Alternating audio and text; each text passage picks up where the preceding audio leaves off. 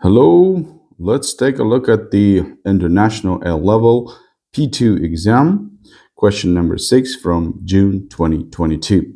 In a geometric sequence, U1, U2, U3, and so on, the common ratio is R. Okay, it's pretty standard. The sum of the second and the third terms is 6, and the fourth term is 8.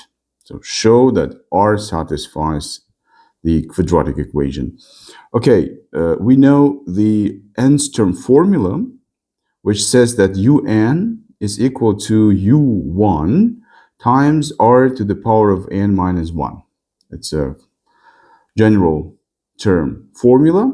So we are going to use it to unpack each of the terms here. So u2 is going to be u1r plus u3 is going to be u1r squared. So the result is 6. So u4 is u1 times r cubed is equal to 8. So let's combine it in a system. So in order to get an equation in terms of r only, I have to get rid of the value of u1 somehow from the system. So I want to express u1 in terms of r from the second equation. u1 is equal to 8 divided by r cubed. And then I put it in the first equation. It's a simple strategy, very common strategy. So u1 is 8 over r cubed times r plus u1 is 8 over r cubed times r squared is equal to 6. So let's reduce each expression, each term here. So by r, so it has to be 8 over r squared, this one. Next term is, after reducing by r squared, becomes 8 over r is equal to 6. So I hate denominators. So to get rid of them, I multiply both sides of the equation by r squared. So each term must be multiplied by r squared. So 8 plus 8r is equal to 6r squared. So let's move all terms to the right, and then let's divide by 2. So I can do two operations at the same time. 3r squared minus 4r minus 4 is equal to 0. Okay, that's exactly the same as they wanted us to show. Given that the geometric sequence has a sum to infinity, so the sum of the terms, of all terms, like sum to infinity of the geometric sequence converges. So it means that r, by its absolute value, must be strictly less than 1. So this is the sign of convergent geometric sequence. So we continue by solving the quadratic equation. So you can use your calculator because it's no longer a difficult problem to solve a quadratic equation. So using a calculator is allowed. So r1 is equal to 2 and r2 is equal to minus 2/3. So this value of r being bigger than 1 by its absolute value doesn't work for us. So this value of r works. So find u1. So we have to find an equation, and here it is, that allows us to find u1 using the value of r. So this equation, or maybe this is even better, it allows us to find u1 as 8 divided by minus 2/3 to the power of 3. Let me impress you by demonstrating my mental skills. So 8 and 8 disappear. So 3 cubed is 27. It goes up. So it's 27 and negative 27 because negative sign is still alive. So u1 is minus 27, and then find s infinity. It's also a famous formula, u1 divided by 1 minus r. So u1 is minus 27. 1 minus r is also negative, so it's positive 2/3. So it's minus 27 divided by 5/3, or minus 27 times a flipped fraction 3/5.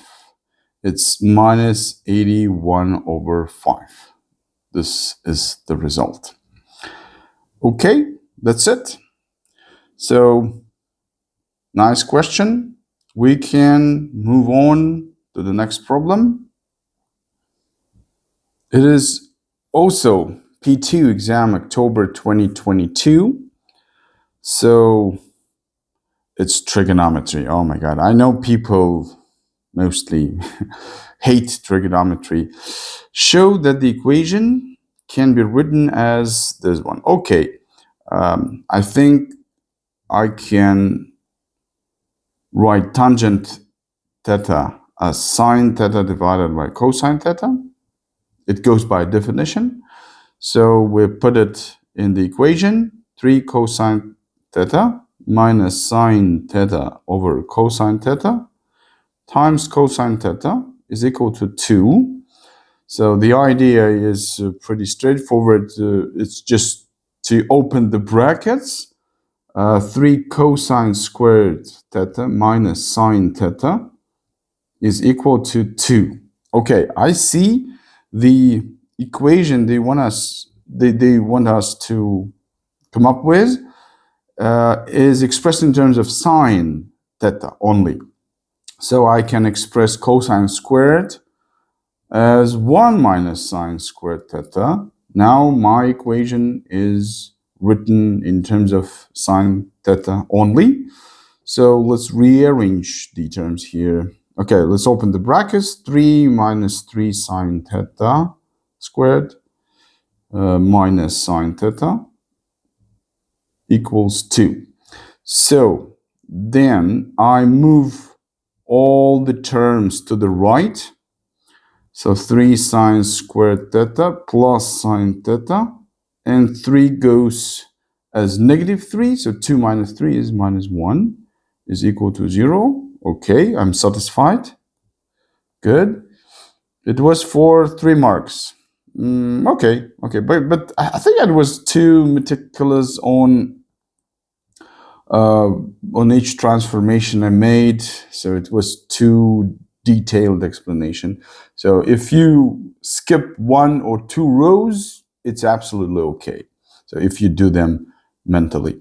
Hence, solve for x values from negative pi over 2 to positive pi over 2, including these 2 values. Okay, I can see this equation is absolutely the same as this one, but theta is 2x. So I can use the results of part A and rewrite this equation as 3 sine squared of theta, but theta is 2x. 2x plus sine theta, which is 2x minus 1, is equal to 0. Of course, it looks like a quadratic equation. So I can imagine 3t squared plus t minus 1 is equal to 0 if you want. Then I use my calculator again. 3, 1, and minus 1. T1 is equal to 0. So it's a bad root. I mean, it's not a nice number. So when I write down the numerical value, I use more than 3 significant figures because it's just an intermediate calculation. So 0.434259. I think six decimal places is more than enough. And T2, it's also, oh my God, it's also a number less than 1 by its absolute value, so it adds a bit work to my solution. I'm upset. 7675992. Right, 6 decimal places. So I've solved the quadratic equation.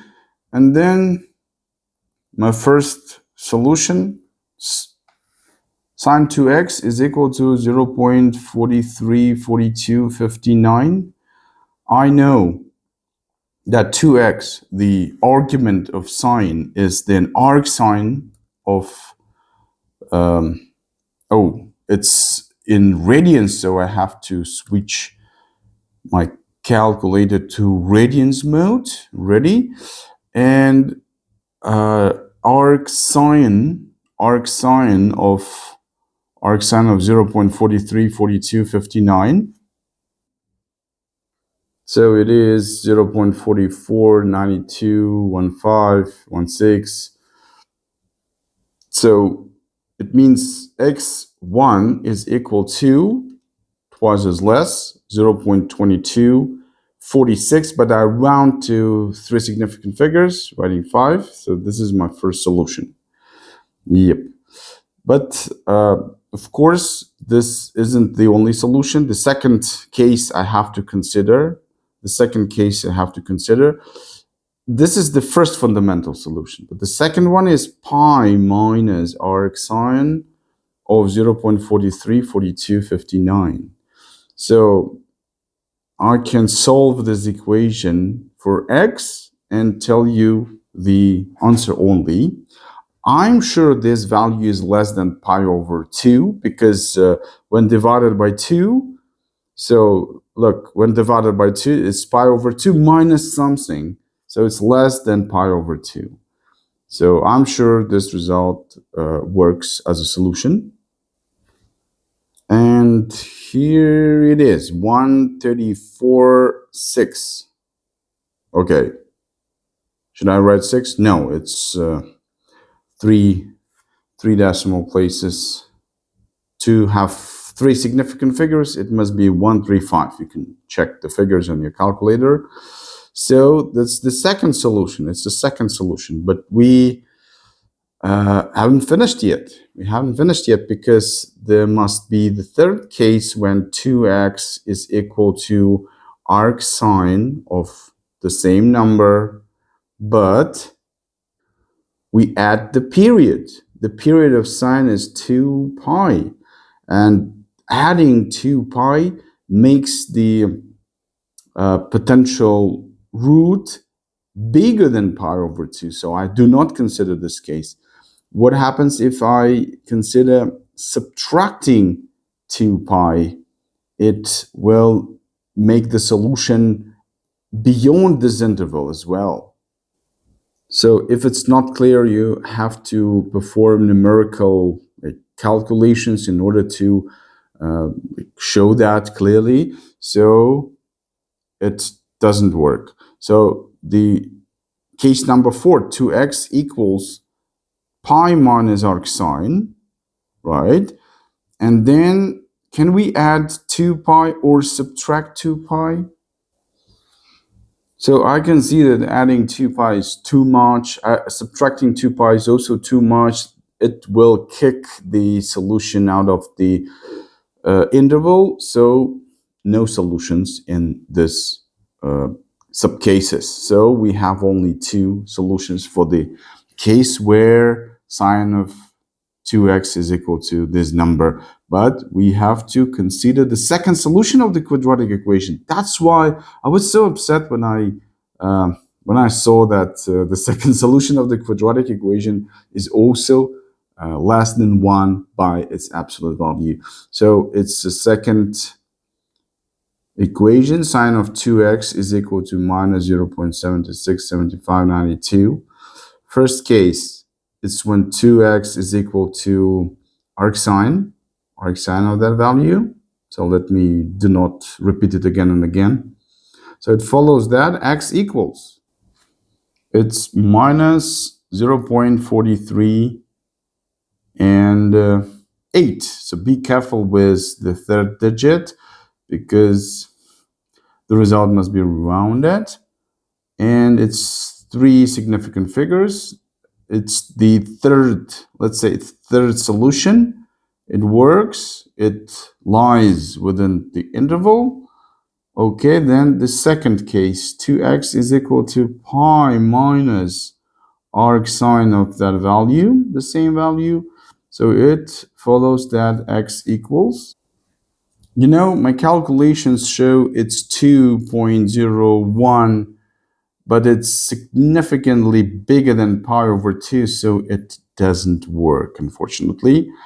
Case number 3. So I take the first solution, arc sine of the same number, but let's consider adding a period. If I add 2 pi, let's see, will it be a number within the interval?